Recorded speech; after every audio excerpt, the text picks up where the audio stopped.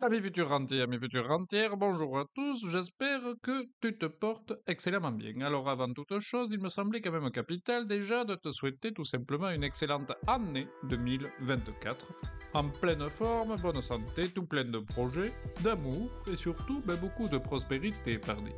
Et qui dit nouvelle année dit aussi, en général, un nouveau projet. Donc figure-toi que j'ai traîné un peu pour faire cette petite vidéo, mais à culpa, car je suis justement en train, si tu veux, de créer ma petite entreprise, comme dirait un célèbre musicien, Serge.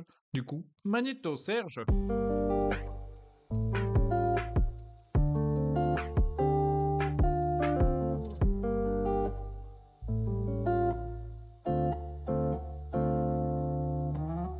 Pardon, mais à culpa, encore une fois, ma petite entreprise, c'était pas de Serge, c'était bel et bien de Bachung. Et donc, qui dit petite entreprise, dit petite prise de risque aussi, qui, je l'espère, en tout cas, sera payante pour le futur, mais ça, nous le verrons bien. Bon, comme tu me connais maintenant, j'ai essayé de mettre, si tu veux, ceinture et de bretelles afin de minimiser également cette prise de risque. Donc, premier point, moi je cherche déjà une sécurité, tu te doutes, financière. Donc mon objectif, c'est de démarrer mon entreprise avec un formidable dispositif qu'on a en France qui s'appelle le chômage. Merci, France Travail. Ayant analysé cette situation avant toute démarche, il m'a donc fallu trouver tout simplement un moyen de rompre mon contrat de travail de manière, comme le dirait France Travail ou Pôle Emploi, légitime.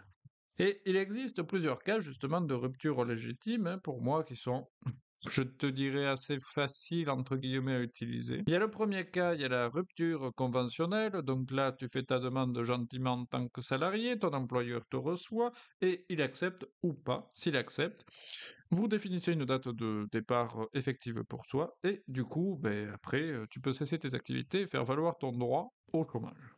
Deuxième cas, il y a la démission pour création d'entreprise. Démission pour création d'entreprise, il faut que tu réalises un petit peu un projet, tu as des formulaires à compléter, tu passes devant une commission de France Travail et ensuite, à la fin, ils peuvent valider ou non ta candidature et si tu es accepté, en tout cas, tu pourras faire valoir ta démission pour création d'entreprise, ce qui là également est considéré comme un motif de rupture légitime et qui te donnera droit également au chômage. Et encore, il existe la démission pour rapprochement conjoint. Si tu arrives à prouver que ton conjoint a été muté, que vous viviez ensemble avant et qu'après vous allez vivre ensemble, là aussi, c'est un motif considéré comme légitime qui te permettra d'avoir accès au chômage et donc de pouvoir avoir cette petite sécurité financière pour ta petite entreprise.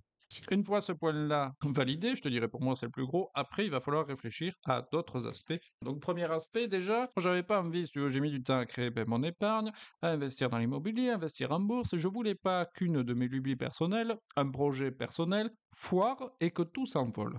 Du coup, j'ai choisi, si tu veux, une création d'entreprise pour distinguer mon patrimoine personnel de mon patrimoine de l'entreprise. Et du coup, pour ça, j'ai opté pour un statut particulier. Donc moi, j'ai opté, si tu veux, à titre personnel, pour une SASU. J'ai fait un dépôt de capital social qu'on appelle de 1000 euros. Donc je suis allé voir la banque, elle m'a gelé ces 1000 euros que j'ai mis au statut de mon entreprise. Et du coup, si un jour je fonds les plombs, que je fais faillite, on ne pourra me prendre à titre personnel, en tout cas, que ces 1000 euros qui ont été engagés au démarrage. Et donc, c'est plutôt pas mal et c'est plutôt sécurisant. L'aspect négatif, par contre, de ce point-là, c'est que si j'avais besoin d'un gros financement derrière et que j'y vais avec mon capital social de 1000 euros, la banque, elle va pas me financer grand-chose. Voilà. Donc je t'ai dit que j'avais opté pour une SASU. Pourquoi j'ai opté pour une SASU? Parce qu'il n'y a pas justement que l'histoire du patrimoine personnel et du patrimoine de la société qui sont séparés. Il y a aussi le fait que si j'opte pour une SASU, je suis assimilé salarié, ce qu'on appelle. Et je ne suis plus travailleur non salarié, ce qui est souvent le cas dans des autres dispositions.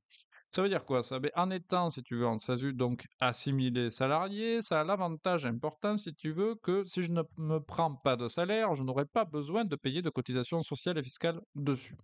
C'est avantageux notamment quand tu bénéficies en fait du chômage d'un côté. L'impact d'une telle décision, par contre, c'est également que si plus tard, logiquement, je me prends du salaire, je devrais payer des cotisations sociales et fiscales bien plus élevées que si j'étais dans un autre statut, et donc si j'étais ce qu'on appelle un travailleur non salarié. Tandis que là, je te rappelle, je suis assimilé salarié.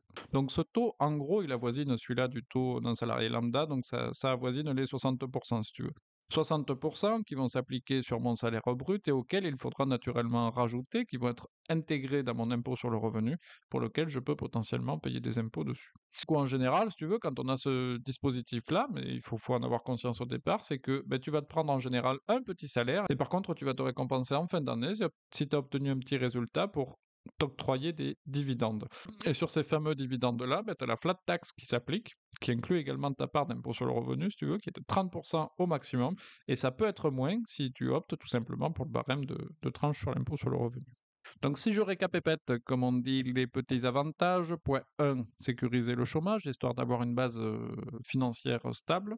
Point 2, distingue le patrimoine personnel et le patrimoine de la société, ce qui évite des risques personnels pour ton patrimoine que tu as réussi à te construire jusque-là. Et point 3, comme je vais bénéficier du chômage, je vais tout simplement opter pour la SASU pour me mettre à 6 000 salariés et ne pas avoir à payer de cotisations sociales et fiscales minimales par an. Du coup, ça m'évite tout simplement de débourser de l'argent inutilement. Et point 4, dernier levier que j'ai utilisé, je suis un coquin, mais surtout j'ai la chance, je te dirais, d'habiter en campagne, ce qu'appelle l'État français, dans une zone de revitalisation rurale. Un truc terrible qui veut dire que quand tu es dans un trou paumé, l'État français va vouloir essayer d'inciter les gens à entreprendre dans ces zones-là, et du coup il se montre particulièrement généreux pour les nouveaux entrepreneurs du coin.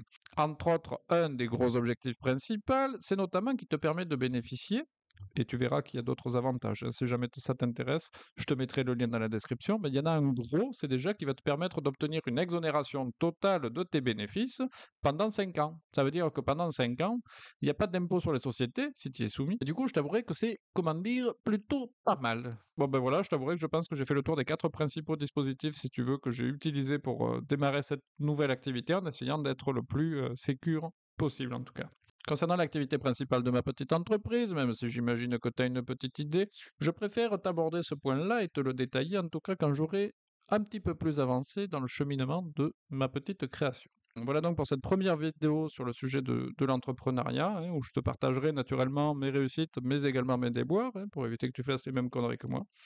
Et le lancement en toute franchise avec toi est prévu pour courant mai, si tu veux, ou juin, normalement si tout va bien, on va croiser les doigts. Et promis, je t'oublie pas, prochaine vidéo, ça sera une vidéo sur le thème de la bourse, puisque j'ai logiquement continué à trader. J'espère que toi aussi, t'as pas attendu cette vidéo, sinon franchement, je m'en voudrais. Et bien voilà, je crois que j'ai fait le tour de la question. C'est donc l'heure, si tu veux, de la citation inspirante du jour. Signée aujourd'hui, je te propose Thomas Jefferson. Si vous voulez quelque chose que vous n'avez jamais eu, vous devez faire quelque chose que vous n'avez jamais fait.